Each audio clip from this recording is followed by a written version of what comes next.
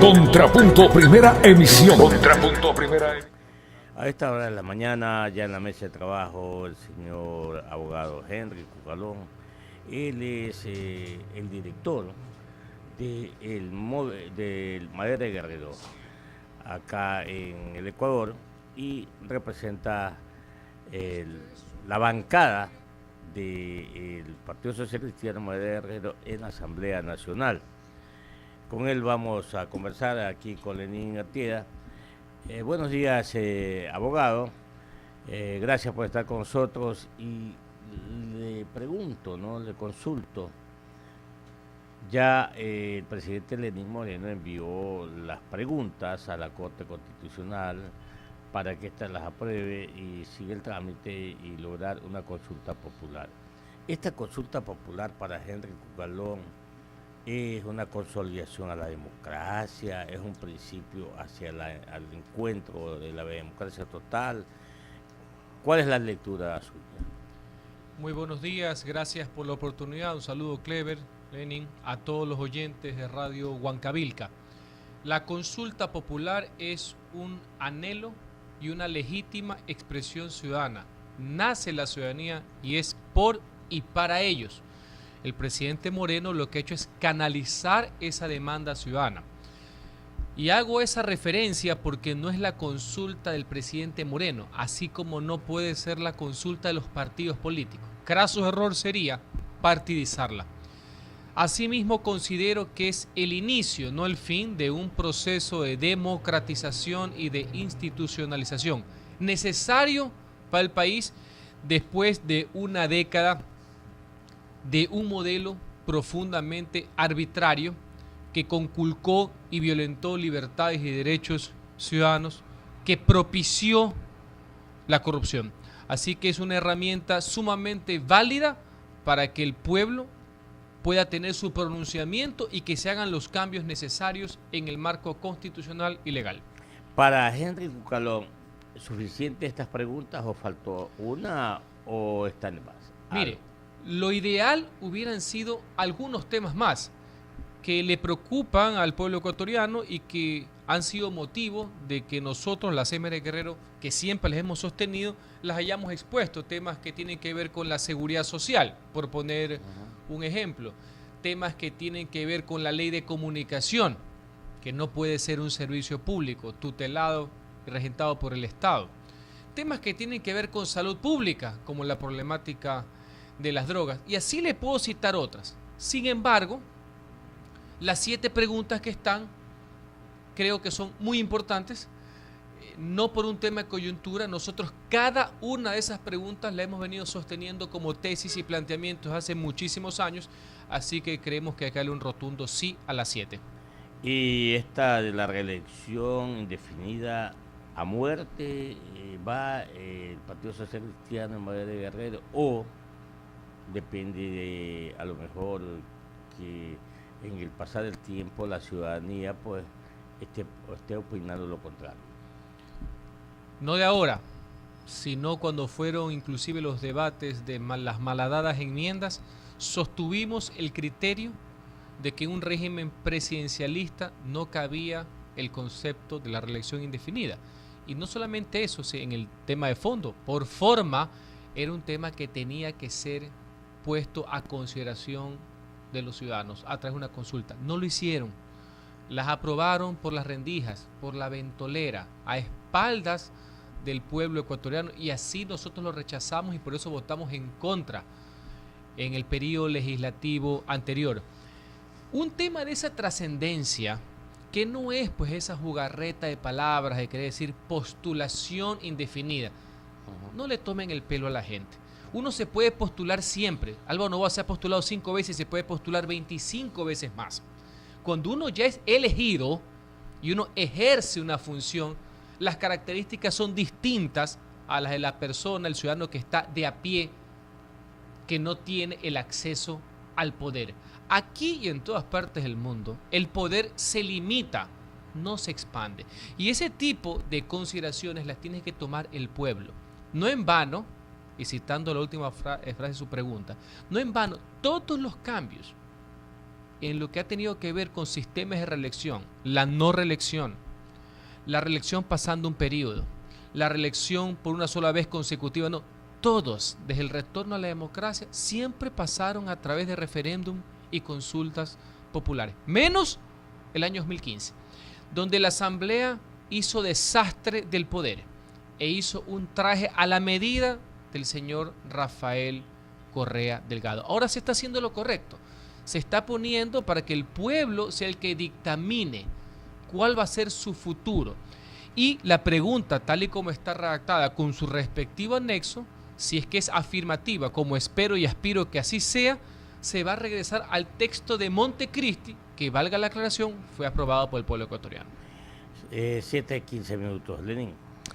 Sí, ahora, en el ámbito económico, el gobierno va acumulando deudas, y no solo que se endeuda con los acreedores internacionales, sino también casa adentro, ya que no da respuesta a los requerimientos de muchos de los no da respuesta a muchos de los requerimientos del sector productivo. Plantea incrementar impuestos. Ustedes han dicho que van a votar que no, pero no a todo el proyecto, no al articulado en sí que propone el incremento, por ejemplo, del impuesto a la renta. Desde hace mucho tiempo no se vota ya artículo por artículo las cosas en la Asamblea, y por ello deberíamos interpretar que van a votar que no a todo el proyecto de ley que se plantee, y eso no marcaría una nueva distancia con el gobierno por parte del Partido Social Cristiano. Siempre hemos sostenido la necesidad de apoyo u oposición, no a las personas, sino a qué, en este caso a las ideas y a las propuestas. Dentro de las medidas, porque no considero que sea un programa económico lo que presentó el presidente, hay ciertas cosas plausibles, ciertas cosas interesantes que consideramos que pueden ser apoyadas. Y hay otras, usted las ha citado con mucha propiedad, entre las cuales está el aumento de tributos y el establecimiento de tasas. Tasas que por concepto es la contraprestación de un servicio. No sé, ponerle 10 centavos a todo lo importado, no sé qué contraprestación va a tener. No deja de ser una medida fiscalista. A eso nosotros no vamos a votar. Vamos a votar en contra. Usted bien señala que puede ser que eso venga en un mismo paquete. Ojalá que no. Ojalá que la parte tributaria, que más que seguro que la pone con carácter urgente, sea por un lado, y las otras medidas, entre las cuales están también de corte laboral, y ojalá sean en otro para poderlas apoyar. O, contrario sensu, que el mismo proyecto se pueda votar por lo menos por capítulos, que también, si es que no es por artículos, se puede hacer. Si es que no es así, estamos hablando sobre supuestos, no van a contar con nuestro voto. No porque, insisto, el presidente A o el presidente B, sino que es un tema de ideas y de propuestas. Y en nuestro caso, para las 6 Mere Guerrero, no es un tema de ahora. Siempre hemos criticado el tema de una alza impositiva, peor cuando estamos sujetos a una crisis. Eso es parte de un modelo fiscalista que cree que primero hay que recaudar para poder generar. Nosotros somos lo que creemos que hay que incentivar, hay que apoyar al sector privado, peor cuando hay una economía que está deprimida, para que sea el consumo, sea la inversión que pueda generar nuevos ingresos, y ahí sí el fisco poder cobrar más recursos. Es obvio que el Estado necesita recursos para poder solventar lo fundamental que se tiene, que es salud, que es educación, que es el tema de seguridad, que es el tema de justicia. Pero no consideramos que sea óptimo que en momentos de crisis se esquilme más a un aparato productivo versus un aparataje estatal que ya sabemos que heredó el presidente Lenín Moreno de un modelo estatista, despilfarrador de forma contumaz, que ya sabemos a dónde nos ha llevado, a una mesa que nunca estuvo servida, sino para los que ya sabemos. ¿Qué pasa con el juicio político a Jorge Glass? Hay mucho ruido y pocas nueces, ni siquiera creo, no sé, usted nos sacará de aquella duda, que se ha iniciado con lo que vendría a ser la tercera recolección de firmas, ¿no? Para tratar de todas las fuerzas de oposición, hace unas semanas anunciamos el proceso de inicio de un nuevo juicio político al vicepresidente de la República, que es una demanda y una exigencia ciudadana de un vicepresidente que a estas alturas, y ayer ya se cortó una de sus tantas dilatorias con la recusación que se hizo el juez, cada vez sus responsabilidades penales son más que claras y evidentes. Las políticas siempre, y en este caso, en la actualidad, de carácter insostenible. Las firmas ya están. Se necesitan 46 firmas para iniciar el proceso. Ya están. Hay más de 50 firmas. Hay Lo que algunas de nosotros, Alianza País también, ¿no? exactamente. Lo que nosotros hemos querido, la fuerza de la oposición, no es solamente cumplir con un requisito legal, que ya está, sino que se comprenda que en este momento histórico que vive el Ecuador, se necesita la mayor convergencia política y representatividad para que ya en la sustanciación del juicio, que es un clamor nacional, se llegue a feliz término, que es la destitución del vicepresidente sin perjuicio de su legítimo derecho a la defensa procesal política y procesal penal, porque no puede ser posible que el futuro del Ecuador dependa de los caprichos y conveniencias de una persona o de un partido político. Con estos antecedentes, le anuncio que Dios mediante, el día martes 7 de noviembre, se presentarán oficialmente las firmas para que se inicie el proceso, que esperamos ahora sí no tenga ningún tipo de cortapisa, ningún tipo de pretextos, que pase el análisis de forma que tiene que hacer el Consejo de Administración de la Legislatura, que no es un mini congreso, que no es un mini pleno, que no tiene más atribuciones que le establecías en la Ley Orgánica de la Función Legislativa, y esto es porque la Constitución nunca puso que el CAL haga de mini corte, pase automáticamente a la Corte Constitucional, que no se demoren mucho, que no le hagan el juego a los que quieren seguir retardando esto de aquí, para que podamos ir al Pleno y en nombre del pueblo ecuatoriano tomar la decisión histórica que amerita. La Constitución señala con claridad cuáles son las causales o cuáles son las condiciones que deben cumplirse para llevar al presidente o al vicepresidente de la República a un juicio político, y hasta el momento no se cumplen. ¿O no, sí se cumplen? Sí se cumplen, por supuesto. A ver, cuéntenos. El artículo 129 de nuestra Constitución, que es igualito a las 19 constituciones anteriores, ¿no? Pues aquí han salido unos constitucionalistas express, yo digo de rocola, que se ponen un poco a filosofar sobre este tipo de temas, donde una de las causales, aparte de traición a la patria, etcétera, es las que se configuran como cohecho, concusión, enriquecimiento ilícito y peculado. En el caso del señor vicepresidente, hay que entender que esa acusación que tiene ribetes penales es política, porque el mismo artículo 129 en dos párrafos distintos establece lo que a Alianza País no le entra en la cabeza, que para un enjuiciamiento político no hace falta enjuiciamiento penal, y eso dicen todas las constituciones del Ecuador y todas las constituciones del mundo, le quiero aclarar, menos aquí que de una forma tosuda se hacen los gringos que no quieren entender. Entonces, dentro de la acusación política está justamente el tema del cohecho, que se tiene que demostrar en un enjuiciamiento político. Que de ese enjuiciamiento político, el mismo artículo 129 establece que puede derivar en una responsabilidad penal que se pone en los jueces de turno. Esto sin perjuicio de que en el ámbito penal hay un procesamiento sujeto a una audiencia de juicio que se tiene que dar en los próximos días, donde está por asociación ilícita, que es un delito conexo para llegar a los que estamos hablando, cohecho, concusión, etcétera. Y también sin perjuicio que el señor fiscal estableció, no procesalmente, de que podría haber otros delitos entre los cuales puede existir cohecho. Así que están las causales. Desde el punto de vista político está muy bien armado el proceso, están las firmas necesarias desde el punto de vista legal. El señor vicepresidente sin funciones y detenido tiene como tal derecho, como toda persona, al legítimo proceso de defensa política, que es un ámbito, así como tiene legítimo derecho procesal penal y hasta para dilatar y entorpecer desde el punto de vista penal.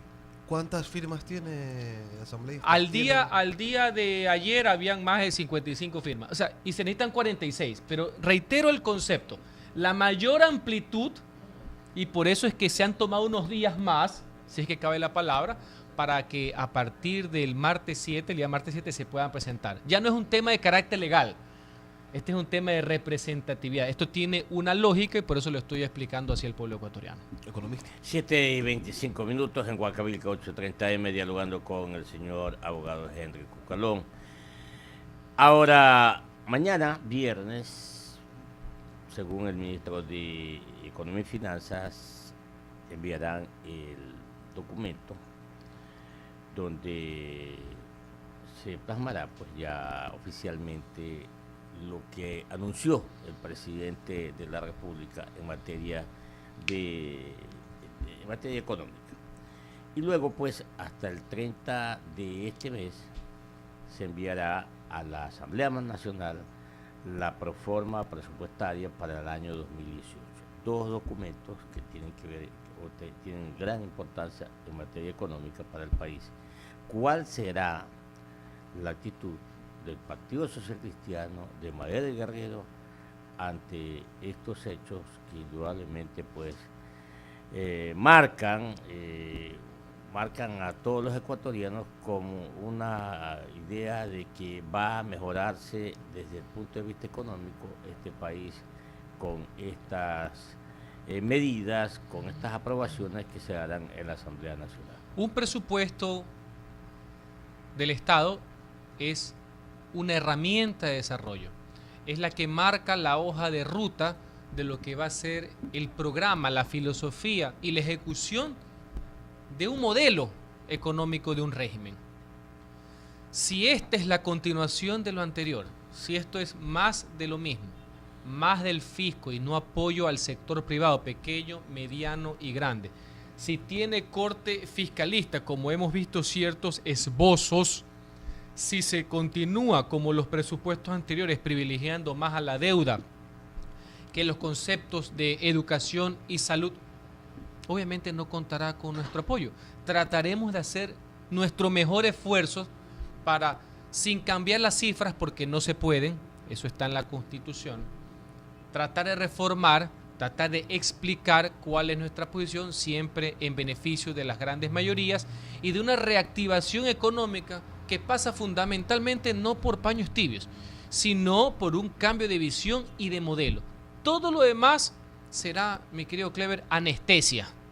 Y el pueblo no necesita anestesia, necesita una medicina que le permita salir de esta enfermedad que fue la herencia nefasta, correísta, que dejó endeudamiento, crisis, despilfarro y corrupción. Al final de todo esto, los empresarios que se reunieron por 3 meses en las mesas de diálogo y 3 días antes, algunos han dicho que les cambiaron algunos acuerdos, entre ellos el impuesto a la renta, se lo incrementaron de 22 a 25 y al parecer habían acordado solamente un punto porcentual. En el evento que persista el Ministerio de Economía y el gobierno de incrementar este impuesto a la renta del 22 al 25%, ¿cuál será la actitud de ustedes? Le ratifico, nosotros jamás votaremos por ningún alza de impuestos. Nunca lo hemos considerado, siempre hemos practicado una visión de alianza entre lo público y entre lo privado, que permita que con un ambiente de confianza, de seguridad jurídica y de certidumbre, el sector privado, los empresarios pequeños, medianos y grandes puedan vender más, y vendiendo más y teniendo más ingresos, con la misma tasa impositiva el Estado pueda recaudar más. No necesariamente elevar impuestos significa recaudar más. ¿Por qué? Porque eso afecta directamente al consumo. Si afecta al consumo, también afecta directamente al empleo y a la larga recauda menos. Y aquí se ve que es un choque obviamente de ideas, es un choque de filosofías entre los que piensan que aumentando impuestos y poniéndole tasa a todo lo que se mueve se va a recaudar más, y de los que pensamos que con estímulos, con incentivos y con reglas claras el empresariado puede vender más, producir más, la gente consumir más, y ese ciclo económico virtuoso permite que haya más ingresos y por tanto ahí sí el fisco elevar las recaudaciones. Estas afirmaciones tienen una muestra, ¿no? en el municipio de Guayaquil, que Así no es. se incrementa, por ejemplo, los predios. No se incrementan no solamente los precios, Los predios, predios. sino cualquier tipo de otro labor impositiva tributaria. Sin embargo, siempre se recauda más, porque se apoya el ciclo económico. Donde no hay actividad productiva, pasa a haber una, donde no había ingresos, hay ingresos, y de ahí cobra. Lo que le interesa a un Estado, tanto nacional como local, no es que pocos paguen mucho, sino que todos paguen lo que debe. O sea, expandir la masa de contribuyentes y que ahí haya más ingresos. Este es un tema absolutamente conceptual. Nosotros no nos creemos dueños de la verdad, pero en todo caso la historia y distintos modelos económicos fehacientemente han comprobado que eso es lo que funciona. Póngale el nombre que sea, la etiqueta ideológica que sea, eso es lo que funciona, eso es lo que sirve a la gente. Y consideramos que el gobierno ecuatoriano debe tomar ese tipo de medidas. En crisis, golpear aún más. Y no me vengan con esa cantaleta de que es para las empresas grandes o pequeñas, porque por ahí leí un tema, que el tema del anticipo del impuesto a renta, pues no sería para los que tengan 300,000. Sí sabe lo que va a pasar, ¿no? Entonces los que están en 350,000 pues se van a achicar. Estamos, ¿no? Usted sabe cómo es la... Y ese no es el objetivo es que todo el mundo crezca. Cuando crecen generan más plazas de trabajo, ganan más y también tributan más. Ojo, yo no estoy hablando de que no se cobren impuestos. Los impuestos son necesarios para que el Estado pueda servir a los que menos tienen, en lo básico, en educación, en salud, en vialidad, en seguridad, en justicia. Todo lo demás puede ser delegado al sector privado. Que le vaya muy bien, gracias. A ustedes, como siempre, un fuerte abrazo para todos. Huancamilca, la H grande de la información.